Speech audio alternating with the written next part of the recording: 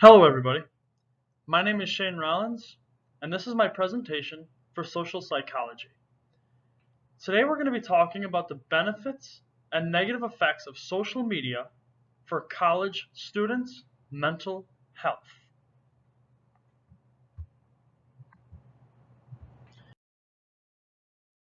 Firstly, what is social media? By definition, social media are websites and applications that enable users to create and share content or to participate in social networking.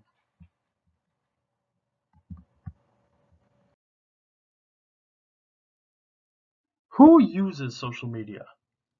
Well, a recent Pew article concluded that a compelling 76% of teenagers use at least one social network. That means for every 10 teenagers you talk to, around 8 of them are going to share the same platform that you use. Students connect to each other for help. There's a lot of times where people don't know how to do a math problem or don't understand an English prompt. That's why it's important for help to be just one text away. Someone who knows exactly what to do might be able to guide you along the way to help you figuring it out. How social networks help this? There are a lot of different resources that can be used by students and staff, including social networks like Instagram, Facebook. You also have blogs, microblogs, wiki, bookmarking, media sharing, a lot of different resources.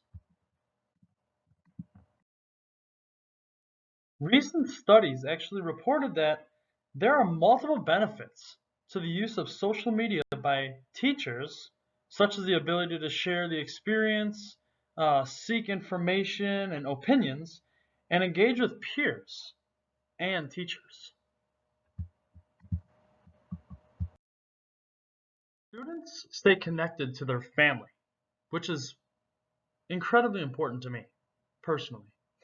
When my brother actually went away to school, I was nervous about how I would stay connected to him for his next 4 years. But social media through different platforms actually let me know what he was always up to. Luckily, through a lot of technological advancement, there are a lot of platforms now that we can use to connect with family close or far away from us. For example, I always check my brother's Instagram, his Facebook, just to see where he was doing. And there's also Zoom now to FaceTime call people. Students meet new people through social media. As a matter of fact, consistent findings show that adolescents use social media to develop and maintain new friendships through different social media platforms like Instagram and Facebook. How could this help? Of course, we all get those first day of college jitters. We don't know a soul when we walk into the building, first day of orientation. That's why social media allows us to follow people and look up new friends that go to our school a month before we even walk through the front door, immediately knowing new people. As a student, I can tell you that sitting down and studying for a test for hours can be very stressful. That is why I not only use social media to cope with stress, I also use it as a reward for myself when I study for a certain amount of time to make it more interesting. How does it help? Well, when I study too much, I experience what I call burnouts, which just means when I do something too much and I don't feel like doing it anymore. That's when I use social media for 5 to 10 minutes, like going on YouTube, and it provides a perfect refreshment for me to be able to just get back and study again after that short period of time. Social media provides a lot of entertainment in the form of watching the new famous TikTok viral trends, or getting into fights with people on Facebook, or watching a cat playing the piano on YouTube. All of them provide a lot of entertainment throughout our whole day, giving us less stress and more to do. A lot of the time, specifically during the pandemic, teenagers developed a lot of social anxiety. They went hours and hours without talking to anybody. That's why social media gave us an outlet to be able to interact with the outside community without having to leave our homes. Social media can be an excellent source of motivation for adolescents.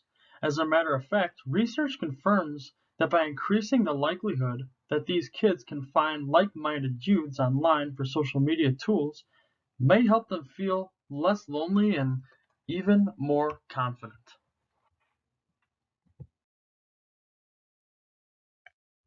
Social media can definitely lead to depression.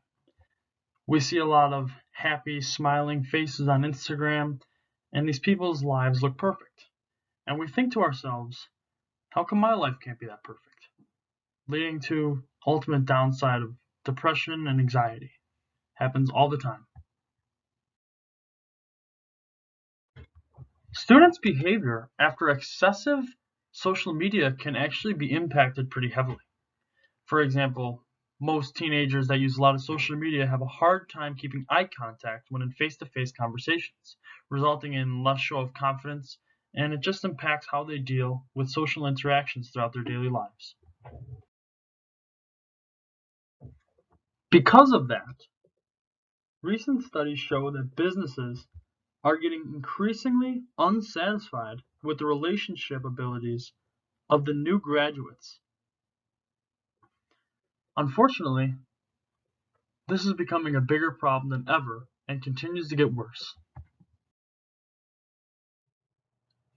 Luckily, there's a solution to those problems.